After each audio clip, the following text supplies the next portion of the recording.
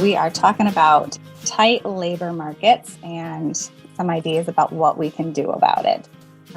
Everywhere we go, it seems like everybody's talking about how difficult it is to find help, to find the right help, to find qualified help, to find help that will stay and not move to a different company or move to a different industry. So I thought we'd just have that conversation now, see if we can come up with some good ideas, see if I could pick your brain a little bit. So let's talk about why is a tight labor market such a huge issue for the lumber industry right now? Well, I think it's not just for the lumber industry, it's for all industries. I mean, when we were at a MLA event here a little while back and stopped by a Wendy's, and basically Wendy's was paying a sign-on bonus. And I think that's a sign that the labor market is out of control. So whether you're in the healthcare industry, whether you're in the housing industry, whether you're in the automotive industry, trying to find people who are willing to commit to the job is extremely tough. So now more than ever, we need to look at efficiencies. We need to make sure that the people that we have are working safely. They have the right equipment to get the job done. The yard is organized in such a way that we can bring somebody on new and it doesn't take a long time for them to come up to speed. So we've got the right processes in place.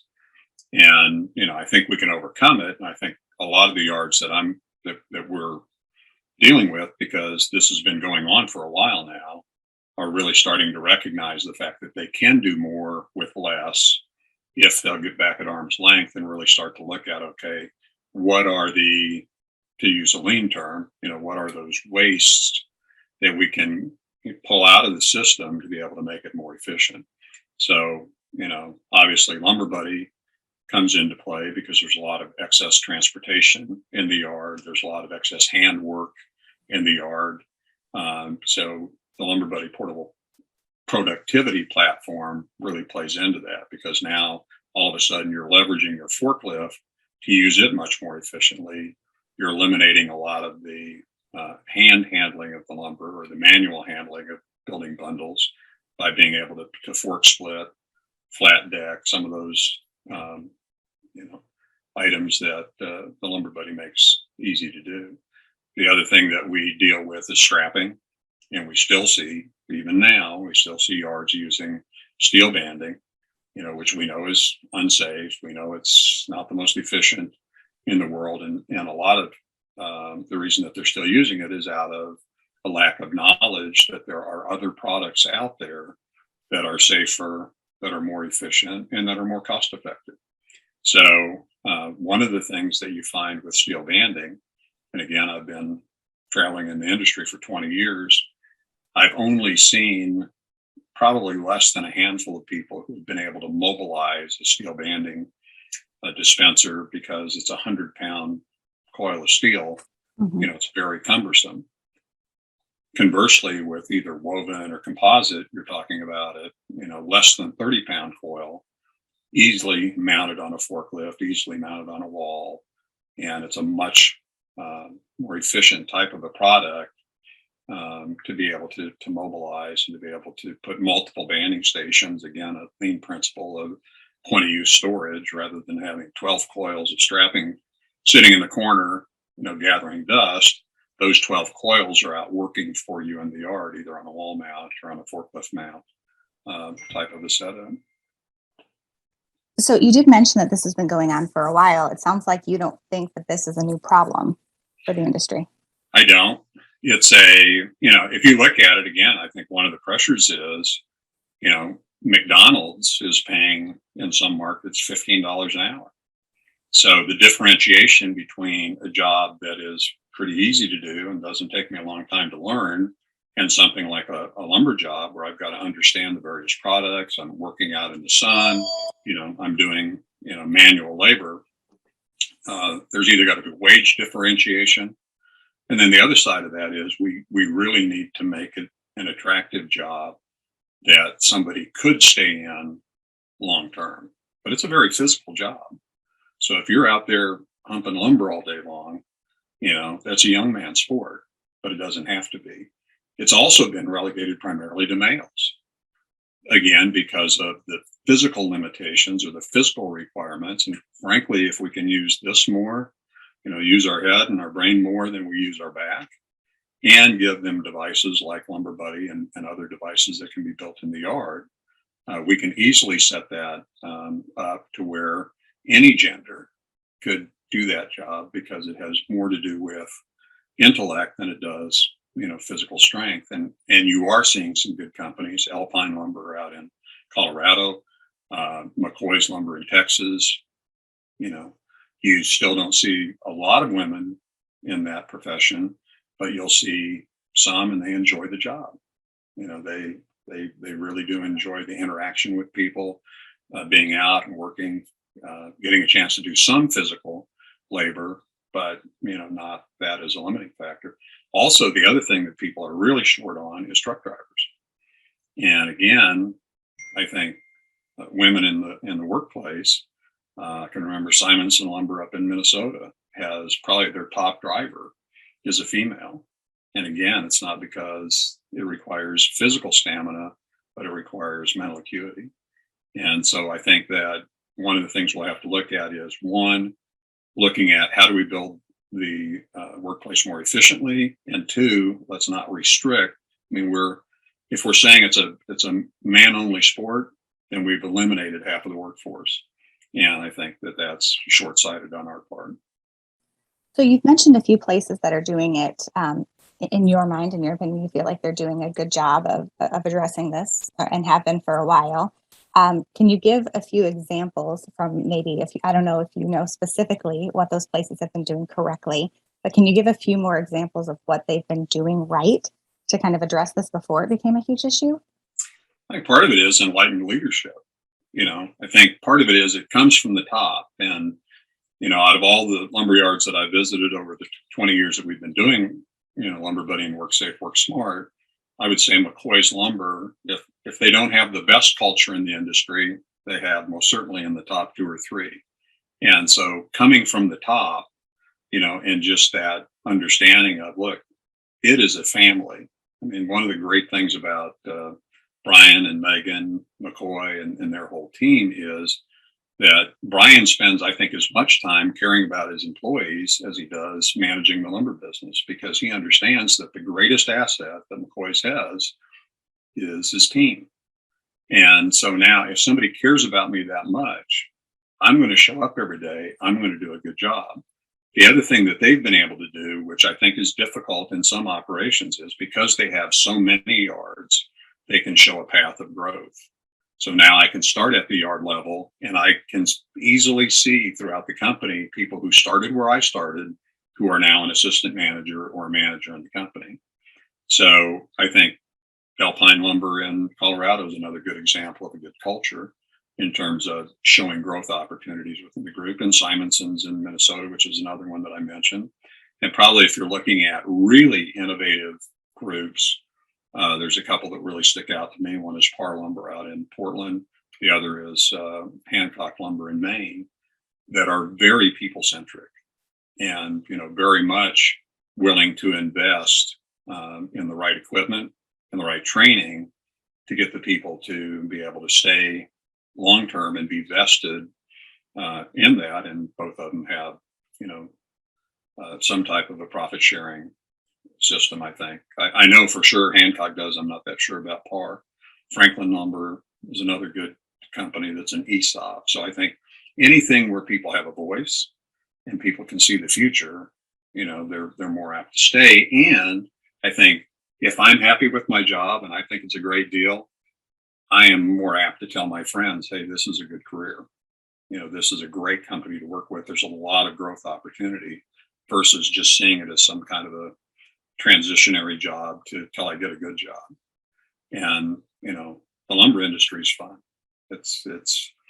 My original plan when we started Lumber Buddy was to be in it for 5 years, help my brother get it going, and then exit. And 20 years later, I'm still here because lumber people are great people. And it's just a great group of people to work with. And we need to communicate that to everybody, that this is a company with a future. One of the things that I've always found fascinating is I mentioned Par Lumber, Mike Howell, who is now president of that company, started out, at an entry level position in that company and was able to grow into, a leadership position. And you can look all across the country at lumber yards and see guys that started out pulling loads and now are basically running operations. So there's a lot of opportunity in this industry. So you've mentioned a few times just in this conversation, I know in other conversations about how the market has changed a little bit, even the labor market, and attracting the right talent and the right employees who want to grow with the company. And that's definitely something that's been coming up in other conversations I've been having with different lumber yards and different other folks who are trying to figure out this problem too, about how do we get the right people, because there are safety concerns. You do need a little bit more specialized training. You do need a little bit more understanding of, how to keep yourself safe and your customers safe. So you do want to make sure that you're attracting the right talent, the right sorts of people. What do you think is important when you're trying to attract those right people? How do you, I guess, advertise yourself as a company to that labor pool? What do you think they're looking for when they're looking for a company? Well, one of the things that's interesting, talk about an innovative company, and I haven't had a lot of dealings with them, but I've heard the president of their company speak, and I have visited a couple of their yards, and that's Drexel Lumber up in Wisconsin. And, they are clearly in the lumber business and they are clearly growing, but really they're talking about building happiness. And as the story goes, and I believe it to be true, Joel Fleischman, who's the president of their company, is no longer able to go to his bank because he kept hiring people out of the bank. He'd find somebody who was, had a great personality or really, brought some value to the day, and he'd suggest that they come over and come to work at Drexel. And they've built a fun team. And I think once you start to build that culture of engagement, that culture of excitement, it's easier to attract people.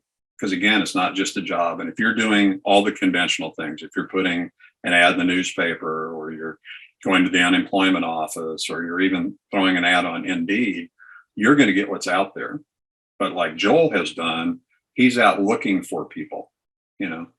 If we're having a truck driving shortage, I'm sure there's plenty of people who are driving over the road who, given the opportunity to be home every night, with their family, spend more time. And a lot of them, hey, that may have been great when they didn't have kids to be over the road, but now that they have kids, their values change. And if you can set things up in a way where they can make a reasonable amount of living, be competitive with that wage, and weigh that with the flexibility of being able to be home every day, or maybe even getting a discount on, some of the materials they need to build that new home that they're going to build, or whatever. We have some opportunities within this business that others don't. But again, if all you're doing is, using the conventional means to find people, you're going to find the same people everybody else does. But if you can really ask a better question and say, okay, where are the type of people that I want, in our operation, and then go find them. And once you start building that team, kind of like Joel up at Drexel, the success continues. Another great group is Brand Vaughn out of Atlanta, and they wanted to be a best places to work in Atlanta. And they did the survey and it didn't show up very well. But it was an opportunity for them to change things. And now they've been best places to work in Atlanta for a number of years, and they're all the better for it. And part of it was they needed to listen to what their team was saying and not just, being closed off. So there's a lot of opportunity. There's tons of resources out there. State associations, I think, is a great resource to be able to plug into some of these speakers and trends that we may not, as individual yards, be exposed to, but as a cooperative group, we can bring in those type speakers that will broaden our thinking, to that. Another great conference for that is the LBM Strategies Conference that LBM Journal puts on. They always have a speaker that talks about how to build a great places to work. They've had Golden State Lumber come and speak. They've had Brand Vaughn come and speak. This year it's going to be in Boston. They have Hayward Lumber coming to speak from California about developing your operation to be the best places to work. So, spend the money to go to Boston, sit through there, pick the brain of everybody who's, and that's one of the other things that I find fascinating about this industry is that people are willing to share, that they are willing to talk about some of their challenges and also some of the things they've been doing right. So then let's talk about once you've got the right team, once you've got the right people, what can you do to keep them? Because that's the other concern that people seem to have is how do we keep the right people there and keep them from switching to another place once we've trained them and spent that money to get them there? Well, one of the things, and if you really think about it, when a new hire comes on, they're not worth as much as they are after they've been there and gained the experience for a year. So one of the things that I've suggested, and I've seen work in other locations and other industries actually, is a retention bonus. So if you said to someone, look, we're going to hire you in at this, but if you'll stay with our company for 3 years, I will pay you a retention bonus of $10,000. Or you see this in the military where they do sign-on bonuses. So again, if you look at that, if you actually factor that over the course of time, how much extra is that per hour to be able to give that person a $10,000, retaining bonus at 3 years or 5 years?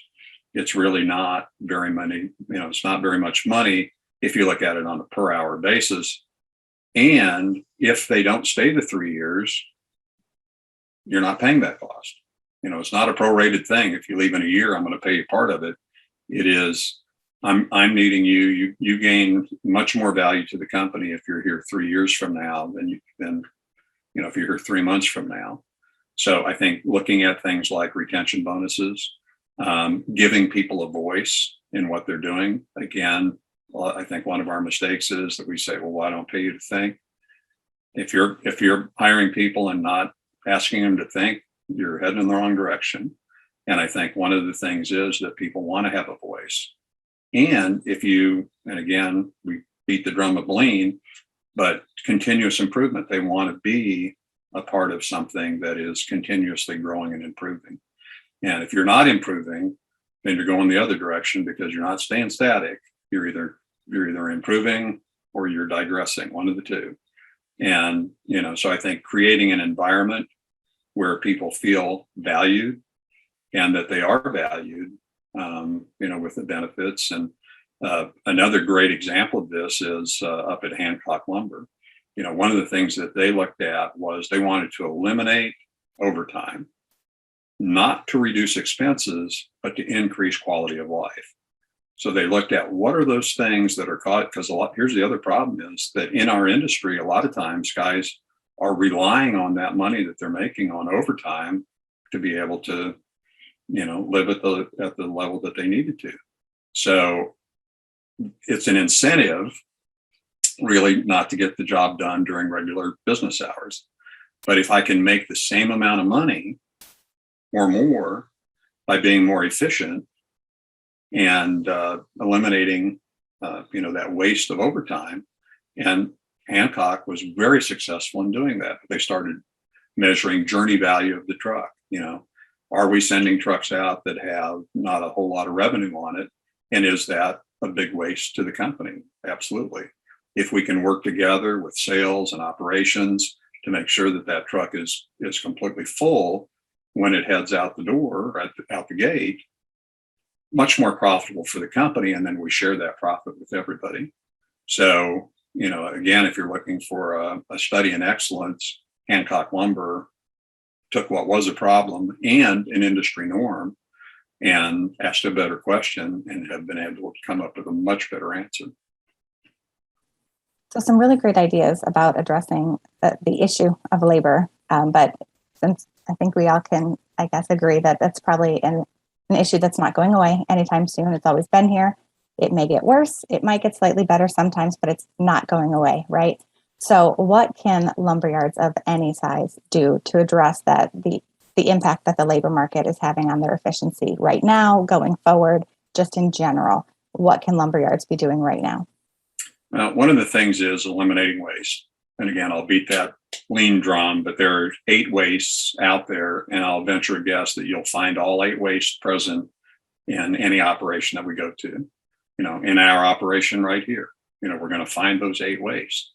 But making it a priority to identify the waste and do everything that we can to either reduce or eliminate it, I think that doesn't cost you anything. You're going to be here, so it's a matter of how do you do it in a better way. That may necessitate, changing the processes that we do, moving the yard around a little bit, maybe changing up some of the responsibilities that people have. But, easy things that I've seen is, again, on the strapping side, going from a single stationary banding unit to putting forklift mounted dispensers on, to where all of a sudden now, anywhere that I am, I can build and band a load and eliminate the congestion of what I call the outside water cooler, where people congregate around that banding station, looking at making sure that the equipment that they have is in good working order and is the right equipment for the job. I have said to many people that they are forklift poor, because the answer was, if we are behind on production, we just hire another person, get another forklift, and we just keep adding forklifts to the operation without addressing any other aspect that we could have changed that would have made it more efficient and easier to pull the load. So one of the things in the book, Decisive by Chip and Dan Heath, where it really talks about making better decisions, is one of the techniques that they said is to be able to say, if somebody comes to you and says, we need another forklift driver, say to them, you can have the money for that, but you can't use it to buy another forklift and get another forklift driver. So now, how are you going to use those funds to get even a higher return on investment? And when you start to more critically think through the process, you'll figure out that, hey, maybe if I put in racking, or if I, invested in a reset of the yard in terms of what we were doing, but, you're not just looking at trying to fix the first easy out, but you're looking long term, because again, you get another forklift, you got the payment on it, you got the maintenance on it, and you got to have somebody to drive it. If you can somehow change your efficiencies and do more with what you have. Ruth Kellett Grubbs, who's one of the great minds in this industry and does a lot of consulting with a lot of the top people, always says creativity before capital. Shane Soul, who is another great mind in this industry, and I think probably one of the rising stars in terms of what we're doing, says that creativity creates capacity. So that when we start to look at new and better ways of doing it, now all of a sudden our capacity increases in terms of what we can do with the people that we have. Although I think we're in a situation now where our customers are really expecting us to deliver the same amount, if not more, than what we have in the past, with less access to resources, with slower delivery times, with things getting caught up overseas. They're wanting the same level of service, the same level of speed and efficiencies that they've always seen, with not the same amount of resources and not the same amount of materials coming in and not the same number of employees available to help with things. So what are your thoughts on, figuring out ways to look for long-term solutions versus quick patches? Is that what we're essentially talking about? Yeah. And I think one of the other key principles of lean is the value stream. So the value stream is the beginning of a product or service, and it stretches all the way to the end consumption of that product or service. And it goes through companies, through departments, through individuals. It is one continuous stream. One of the things that I think we miss sometimes is the resources that we have outside of our immediate company. We have partnerships with our vendor partners that can probably help us leverage, what we have. So even looking at, this was kind of an interesting piece that we never really thought about. If I thought that the service level was better if I had my truck in your yard 3 times a week delivering, but not really thought about the fact that I'm in there, my driver's there, he's disruptive, and so on and so forth. So looking at service levels, one of the things that Hancock Lumber did was look at the number of delivery trips that it took to deliver the average house. And they were able to cut that in half by working with the contractor to really better understand how they work, how the contract, what the contractor's needs are, and be able to work through any of the obstacles that would allow them to do it better, smarter. The handling of returns, just all of those things. If we will partner, and Hancock, again, I hate to continue to point to Hancock, but one of the things that they do is every year they do an annual review with their customers and talk about, how they give them a grade card. Here's how you're doing. We ended up making this number of trips. Our average is this. You're either doing great or you're not doing so great. What can we do to get you to more the average level? This is the number of returns and total dollar that you had in returns. This is the average. What can we do to get you closer to or get you on the higher end of it? So a lot of times people would be freaked out to think that I'm going to sit down with my customer and have that conversation. But what Hancock has found is that their customers actually look forward to that dialogue because they want to get better. And sometimes they're disconnected from, the decision makers to what's actually happening on the ground. So to give them more insight into how their operations are running, because it becomes more profitable, the more efficient and the less waste, the more profitable everybody is in the process. So long term, I think it's having a long-term vision for your company, sharing it with everybody that's part of the company, and making sure that they understand, what's driving profitability and, what's driving, any of the challenges that are coming to the company. They have the ability to solve them. But if you're sitting in the office trying to solve everything without involving your team, then you're the limiting factor. And if we can somehow, again, Kevin Hancock wrote a great book on dispersed leadership. And he's written a couple of different books that I would recommend to you. And I think that has served him well within the Hancock Lumber family to be able to understand, if I'll disperse this leadership out there, or I will crowdsource the solutions to some of the challenges that we're having, we're going to come up with much better answers than if I try and, take this all upon myself, because I am the limiting factor. So one more quick question before I let you go. A lot of what you suggested today has sounded like taking a step back and taking some time to really think and plan out, thinking through the process before you take steps or before you do anything, which, we understand is all about lean processes. What would you say, or what should a manager say if this is something that he wanted to do with his yard or he wanted to do with his team, and he got the pushback of, we can't even get our orders out right now. We can barely keep up with what's happening 30 seconds in front of me, and you want me to take a step back and plan out something now? I don't have an extra hour to do that. What would be your response, or what would you suggest that he respond to his team if that were the pushback that he was getting?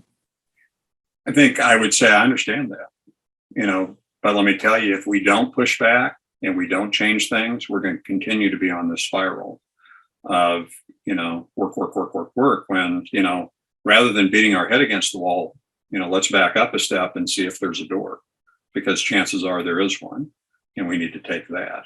So, again, one of the books that I would recommend and have given out to a lot of different people is 2 Second Lean by Paul Akers. And, Paul's approach is that basically, you start with, the 5S process. Paul has a great funny video out called Lean Starts in the Bathroom. The bathroom is basically used by everybody from the president of the company to the janitor, if you have one.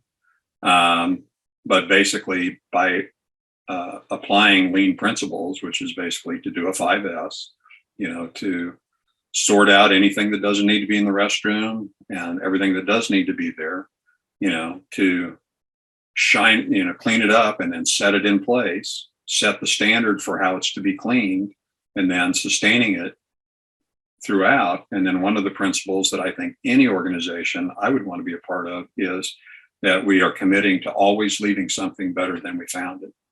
So in his company, everyone, including him, has a day where they clean the restroom.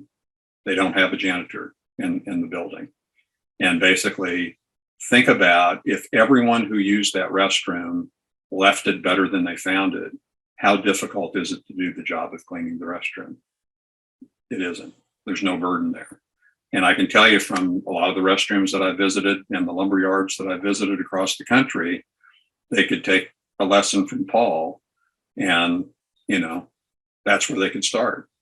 Because again, when we start to show respect for the people that we work with, then we start to show respect for the tools that we use and for the company that we have and for the work that we do. Now, all of a sudden, we've started to get a change in culture. So I think that although it's going to be tough to get it started, having that commitment to that long-term vision of, where you want to be, what is it? The journey of 1,000 miles starts with a single step. You've got to start somewhere and then put one foot in front of the other and stick with the fundamentals. And there are some people that can help you out there. I don't advise that that's where you start, because again, if you're not bought into it, it's probably not going to work. You can't hire somebody from the outside to come in and clean it up once if it's only going to be messed up again, right? But, we would be more than happy to help.